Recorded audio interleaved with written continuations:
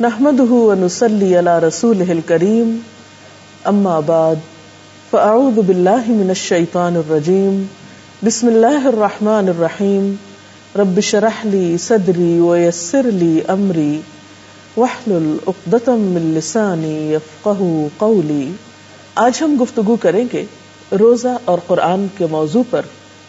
قرآن حکیم اللہ رب العزت کی کتاب ہے، اس کا کلام ہے، یہ کوئی معمولی کلام نہیں ہے۔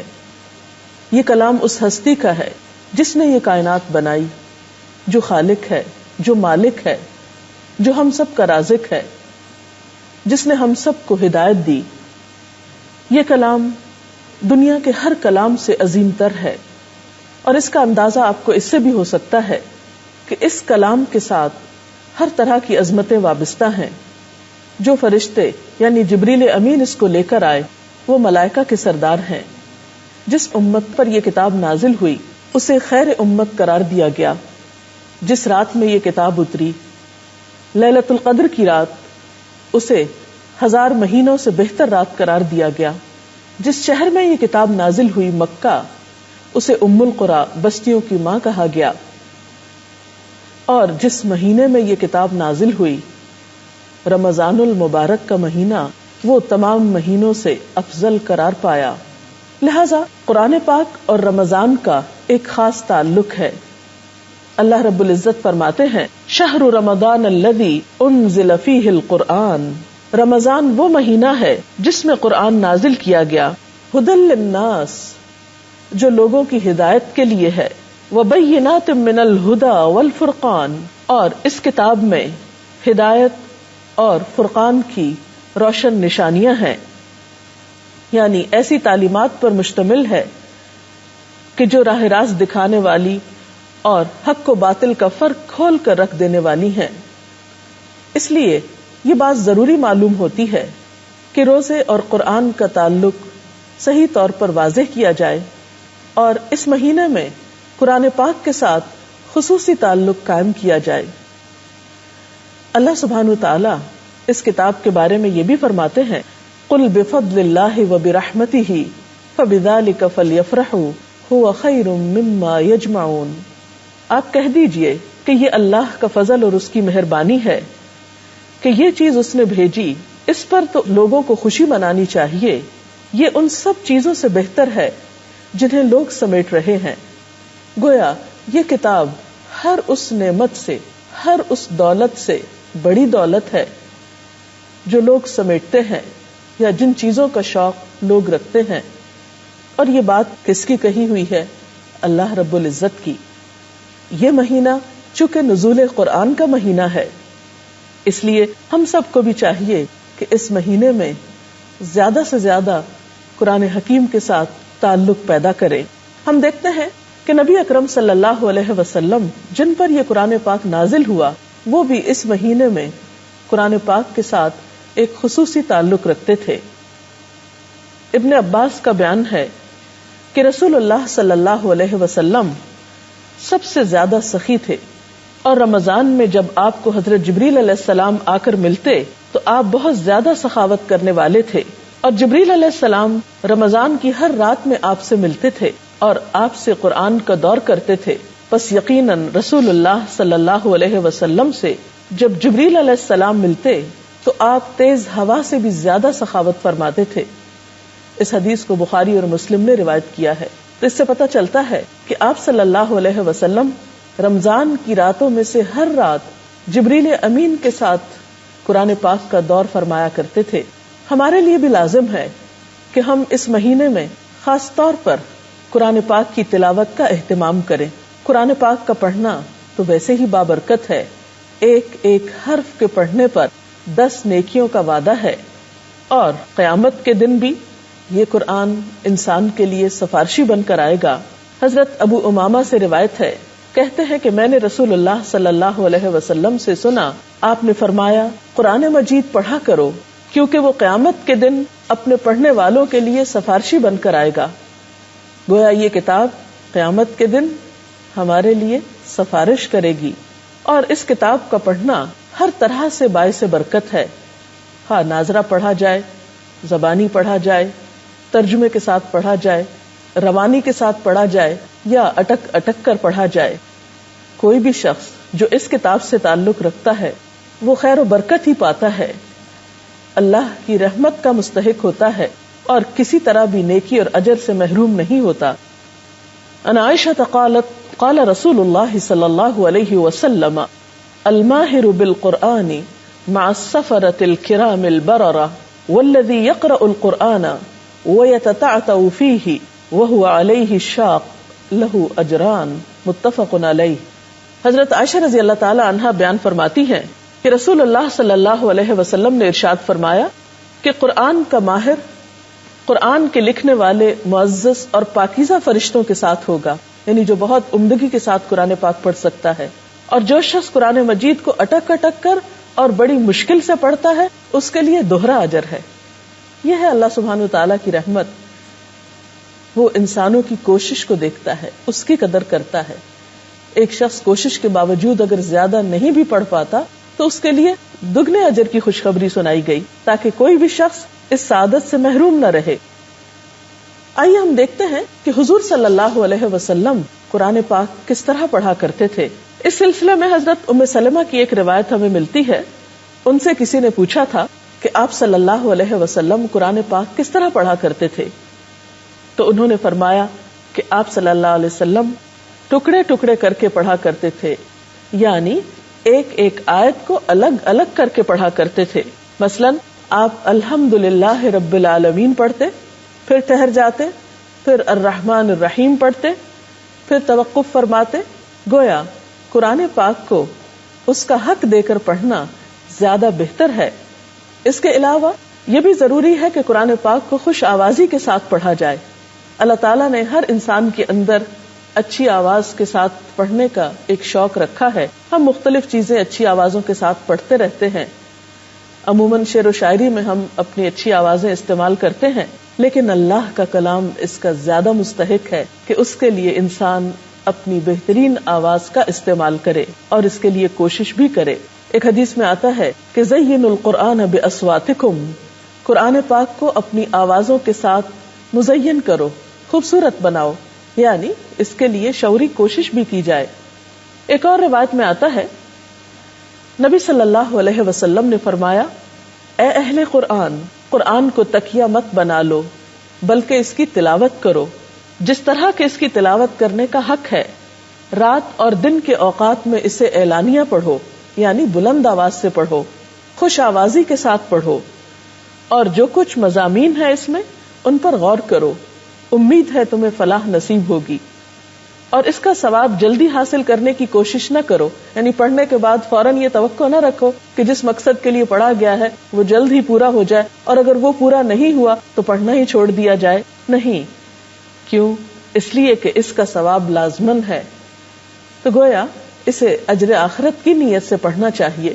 پھر اسی طرح یہ ہے کہ ناظرہ پڑھنے کے علاوہ رات کو نفل نماز میں یا تراویح میں بھی خاص طور پر اس کو پڑھنا یا سننا چاہیے۔ اگر انسان خود زیادہ قرآن پاک نہ جانتا ہو یا اس کو حفظ نہ ہو تو ایسی صورت میں وہ کسی حافظ کے پیچھے کسی مسجد میں خصوصاً رمضان میں لمبی نماز پڑھنے کے لیے نماز تراویح میں شریک ہو سکتا ہے، اور ایسا کرنا بہت اجر و ثواب کا باعث ہے۔ حضرت عبداللہ بن عمر رضی اللہ تعالی عنہ سے روایت ہے کہ نبی صلی اللہ علیہ وسلم نے فرمایا، روزہ اور قرآن قیامت کے دن بندے کے لیے سفارش کریں گے۔ روزہ کہے گا، اے میرے رب، میں نے اس بندے کو کھانے پینے اور اپنی خواہشات سے روکے رکھا، لہٰذا اس کے بارے میں میری سفارش قبول کی جائے۔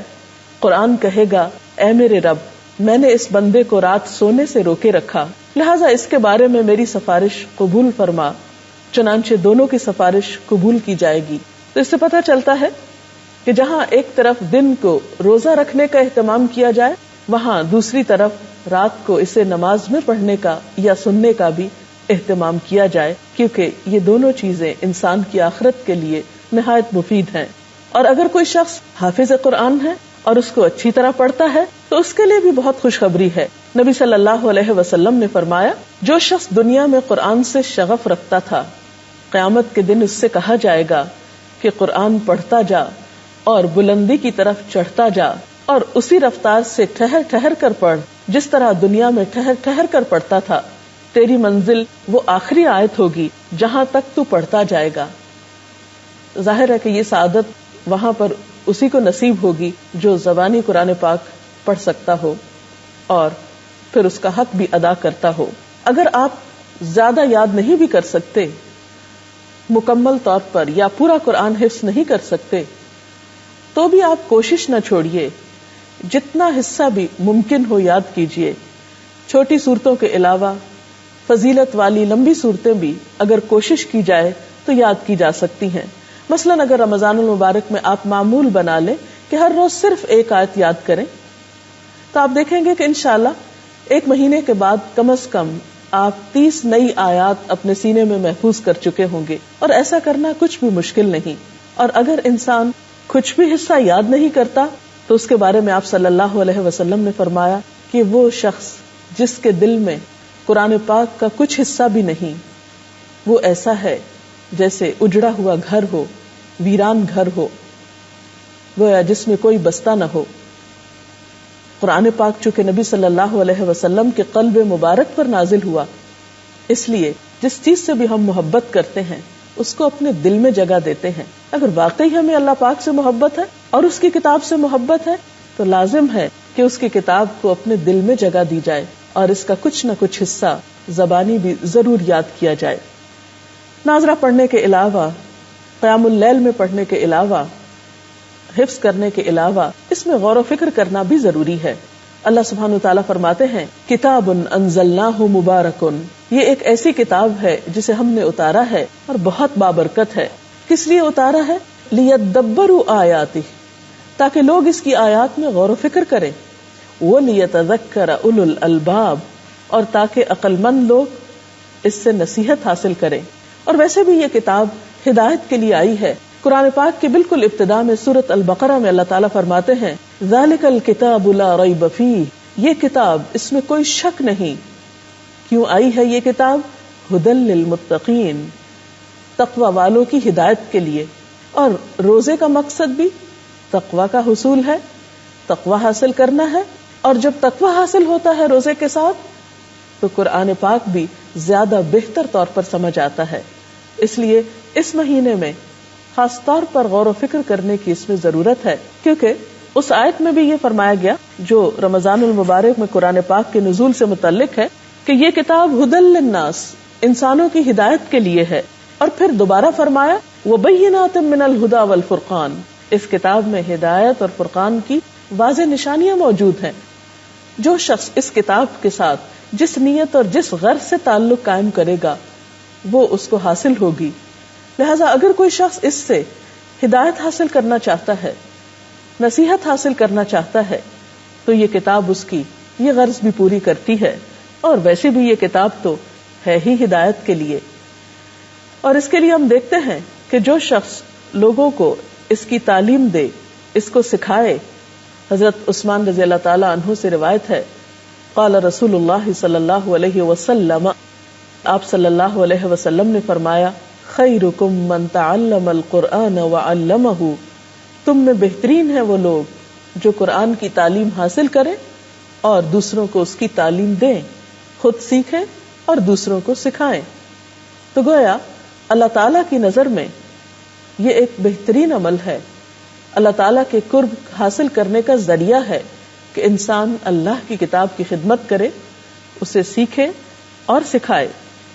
آپ صلی اللہ علیہ وسلم نے یہ بھی فرمایا کہ حسد جائز نہیں مگر دو لوگوں پر، ایک وہ شخص جسے اللہ تعالیٰ نے قرآن کا علم دیا ہو اور وہ شب و روز اس کو لیے کھڑا ہو، یعنی اس کو نماز میں بھی پڑھے اور اسے سکھانے کے لیے بھی کھڑا ہو. اور دوسرا وہ شخص جسے اللہ نے مال دیا ہو اور وہ اسے شب و روز اللہ کی راہ میں خرچ کر رہا ہو. لہذا ہم سب کے لیے ضروری ہے کہ ہم اس مہینے میں خاص طور پر اس کتاب کے ساتھ تعلق قائم کریں. اور انشاءاللہ ایک دفعہ جب اس کے ساتھ تعلق قائم ہوگا تو آئندہ بھی سال بھر کسی نہ کسی طرح تعلق قائم رہے گا. رمضان ایک ایسا موقع ہے کہ جس میں ہم آسانی کے ساتھ اللہ تعالیٰ کی کتاب کے ساتھ اپنا تعلق قائم کر سکتے ہیں. پوری ایک فضا ہمارے لیے تیار ہو جاتی ہے جس میں یہ کام آسان ہو جاتے ہیں. اور ویسے بھی جس کے ساتھ ایک تعلق ہو اس کے ساتھ کمیونیکیشن تو ضروری ہے. اللہ تعالیٰ کے ساتھ بہترین تعلق اسی وقت قائم ہو سکتا ہے جب ہم اس کے کلام کو سمجھنے والے ہوں، سننے والے ہوں، اس کو اپنی زندگی میں جاری و ساری کرنے والے ہوں. کیونکہ کمیونیکیشن کے بغیر تو کوئی تعلق نہیں ہوا کرتا. یہ کیسے ہو سکتا ہے کہ اللہ کی کتاب کو پڑھیں بھی نہیں، اس کے قریب بھی نہ جائیں، اس کو سمجھے بھی نہیں، اسے سیکھیں بھی نہیں، اسے سکھائیں بھی نہیں، اسے یاد بھی نہیں کریں، اور پھر اللہ کی محبت کا دعویٰ بھی کریں؟ ایسا ممکن نہیں. لہذا دعا ہے کہ اللہ تعالی ہمیں اس کا حق ادا کرنے کی توفیق عطا فرمائے. اس سلسلے میں اگر آپ کے پاس کچھ سوالات ہوں تو آپ کر سکتے ہیں. میرا سوال ہے کہ کیا روزانہ صرف تلاوت کر لینا معنی کے بغیر کافی ہے قرآن پاک کی؟ بات یہ ہے کہ قرآن پاک کو جتنا بھی پڑھا جائے گا ثواب تو بہرحال ہوگا، لیکن جیسا کہ ابھی ذکر ہوا کہ یہ کتاب صرف ثواب حاصل کرنے کا ذریعہ نہیں، یہ تو انسانیت کی رہنمائی کے لیے آئی تھی، راہ دکھانے کے لیے آئی تھی. یہ تو کتاب ہدایت ہے. ذالک الکتاب لا ریب فیہ ھدی للمتقین. تو ہدایت اس کتاب سے اسی وقت حاصل ہو سکتی ہے جب اس کو سمجھ کر پڑھا جائے یا اس کے اندر غور و فکر کیا جائے. اس لیے کوشش یہ کرنی چاہیے کہ تلاوت کے علاوہ، ناظرہ پڑھنے کے علاوہ کچھ نہ کچھ حصہ ترجمے کے ساتھ ضرور پڑھا جائے یا سننے کا کچھ اہتمام کیا جائے. جتنا ہم اس میں غور و فکر زیادہ کریں گے اتنا اجر و ثواب بڑھتا چلا جائے گا. جی آپ؟ کچھ لوگ مصروفیت کے باعث قرآن پاک نہیں پڑھ پاتے تو وہ کیا کریں؟ ایسے لوگ اگر پہلے سے قرآن پاک کا کچھ حصہ انہیں زبانی یاد ہے تو اس کو بھی چلتے پھرتے دہرا سکتے ہیں، اپنے کام کاج کے دوران بھی پڑھ سکتے ہیں. یا پھر یہ ہے کہ اگر وہ پڑھنے کے قابل نہیں، مثلا بہت بوڑھے بزرگ ہیں، نگاہ بہت کمزور ہے، زیادہ بیٹھ نہیں سکتے، زیادہ دیر پڑھ نہیں سکتے، تھک جاتے ہیں جلدی، تو ایسی صورت میں الحمدللہ آج کل ہر جگہ پر کیسٹ پلیئرز موجود ہیں اور مختلف قراء کی خوبصورت آوازوں میں قرآن پاک کی تلاوت کی کیسٹس بھی دستیاب ہیں. تو ایسی صورت میں وہ لوگ کیسٹ کے ذریعے بھی سن سکتے ہیں اور سننے کا بھی اجر و ثواب ہے. ہر شخص اپنی اپنی سہولت کے مطابق کچھ نہ کچھ وقت ضرور اس کے لیے نکال سکتا ہے. مثلا رات کو سونے سے پہلے، کیونکہ سونا تو ہر شخص کو ہوتا ہے، اگر اس وقت بھی آپ بہت تھکے ہوئے ہیں اور نہیں پڑھ سکتے تو آپ کھانے کے دوران بھی کیسٹ پلیئر آن کر کے آپ ساتھ ساتھ سن بھی سکتے ہیں اور کھانا بھی کھا سکتے ہیں، کیونکہ یا سحری کے وقت آپ بیٹھیں گے یا افطار کے وقت. لیکن یہ کوشش ضرور رہے اور شعوری کوشش رہے کہ کسی نہ کسی طرح اللہ کی کتاب کے ساتھ کچھ تعلق ضرور قائم کرنا ہے. اور آپ دیکھیں گے کہ جتنا آپ کا اس کتاب کے ساتھ تعلق ہوگا اتنا ہی آپ کے دل کو سکون ہوگا، آپ پرسکون ہوں گے تو آپ کے کام زیادہ بہتر طریقے سے ہو سکیں گے. آپ سفر کے دوران مثلا اگر آپ خود ڈرائیو کر رہے ہیں یا کسی گاڑی میں بیٹھے ہوئے ہیں یا آپ پیدل چل رہے ہیں تو واک مین کے ذریعے یا کسی بھی طریقے سے آپ اس کو پڑھ سکتے ہیں. یا اپنے کام کاج کے وقفوں کے دوران، مثال کے طور پر اگر آپ قرآن پاک کا ایک چھوٹا نسخہ اپنے پاس محفوظ رکھتے ہیں اور جو آپ کو وقت ملتا ہے تو ان بٹوین آپ تھوڑا سا کھول کر کچھ نہ کچھ پڑھ سکتے ہیں. ضروری نہیں کہ آپ پورا سپارہ پڑھیں یا آدھا سپارہ پڑھیں. آپ اگر چند آیات بھی تلاوت کریں تو اس سے بھی آپ بہت بہتر محسوس کریں گے. اس کو ایک ریمیڈی کے طور پر بھی آپ لیں. آج کے دور میں ہر شخص پریشان ہے، دکھی ہے. قرآن پاک باعث رحمت ہے، شفاء لما فی الصدور ہے، سینے کی بیماریوں کا علاج ہے، دل کے اندر اٹھنے والے غم اور دکھوں اور پریشانیوں کے لیے ایک مرہم کی حیثیت رکھتا ہے. اس لیے کچھ نہ کچھ حصہ ہر صورت میں پڑھنے کی کوشش کریں. ہمارے یہاں مساجد میں رمضان کی آخری 3 راتوں میں ایک اسپیشل پروگرام منعقد کیا جاتا ہے جسے محفل شبینہ کہتے ہیں. تو کیا ایسی محفلیں منعقد کرنا درست ہے؟